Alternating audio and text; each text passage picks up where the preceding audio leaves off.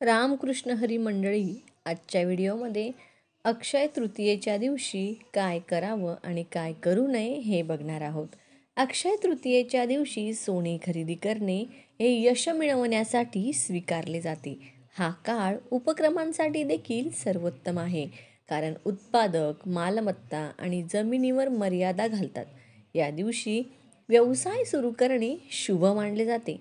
वाहन खरेदी करणे किंवा मुलांसाठी बचत सुरू करणे यासारखी गुंतवणूक करणे अत्यंत फायदेशीर ठरू शकते. अक्षय तृतीयेला लग्न, साखरपुड्यासारखे विशेष समारंभही काही लोक करत असतात. काहींकडे ही प्रथा नाही आहे, पण काहींकडे आहे. अक्षय तृतीया हा हिंदू धर्मात साजरा केला जातो. मांसाहारी पदार्थापासून दूर राहणे आणि फळ, रस आणि दूध यांचा समावेश करणे.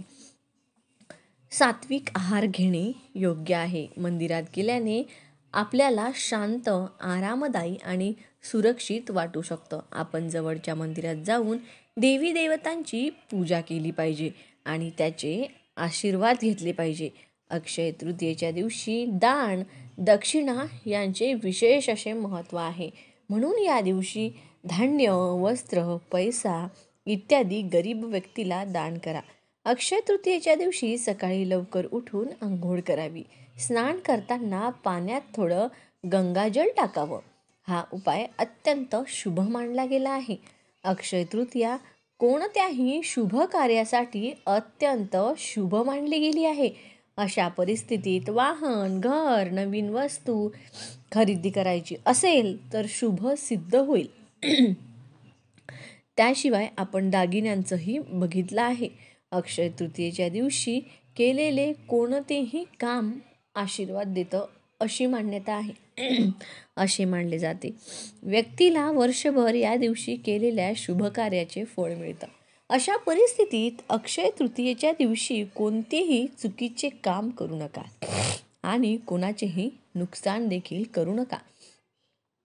अक्षय तृतीयेच्या दिवशी तुमच्या संपत्तीचे भंडार भरलेले राहते.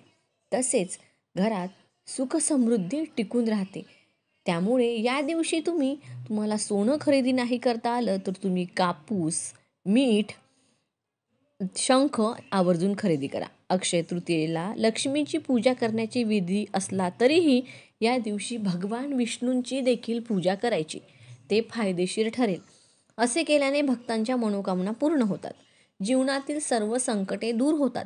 अक्षय तृतीयेला भगवान विष्णूंच्या विशेष पूजेचे महत्त्व आहे. त्याचं पुण्य मिळवण्यासाठी काही तुळशीचे पाने प्रसादामध्ये ठेवा.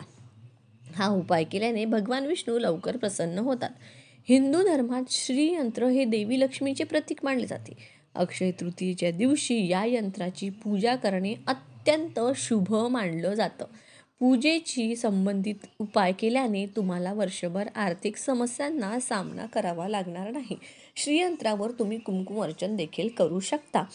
अक्षय तृतीयेला प्रतिशोधात्मक अन्न सेवन करू नये, म्हणजे मांसाहार तुम्हाला टाळायचा आहे. कोणत्याही ज्येष्ठ व्यक्तींचा अपमान करू नका. धार्मिक मान्यतेनुसार शंख हा लक्ष्मीचा भाऊ मानला जातो. अशा स्थितीत शक्य असल्यास अक्षय तृतीयेच्या दिवशी शंख खरेदी आवर्जून करा. भलेही तुम्हाला सोनं खरेदी करायला जमलं नाही तर तुम्ही शंख खरेदी करू शकता. याने घरात नकारात्मक ऊर्जा निघून जाते. अक्षय तृतीयेच्या दिवशी तुम्ही काय करू शकत नाही तर अक्षय तृतीयेच्या दिवशी कांदा, लसूण आणि मांसाहार, मद्यपान ह्या गोष्टी तुम्हाला करायच्या नाही.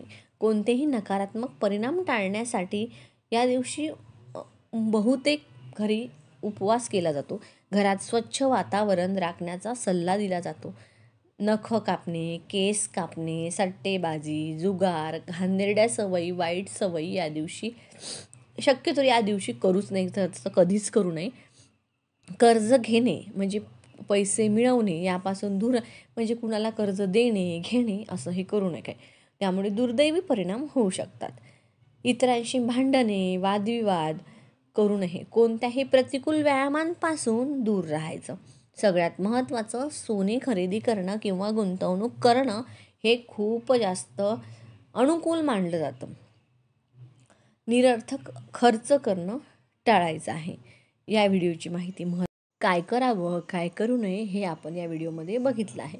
व्हिडिओची माहिती जर तुम्हाला उपयुक्त वाटली, व्हिडिओ जर महत्त्वाचा वाटला तर व्हिडिओला लाईक नक्की करा. रामकृष्ण हरी, जय श्रीराम, जय गजानन.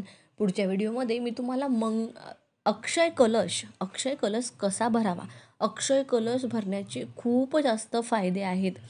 मी स्वतः करत असते. मी तुम्हाला या अक्षय कलश कसा भरावा, तो कसा पूजावा, या दिवशी देवी देवतांची पूजा कशा प्रकारे करावी याचा व्हिडिओ मी तुम्हाला नक्की शेअर करील.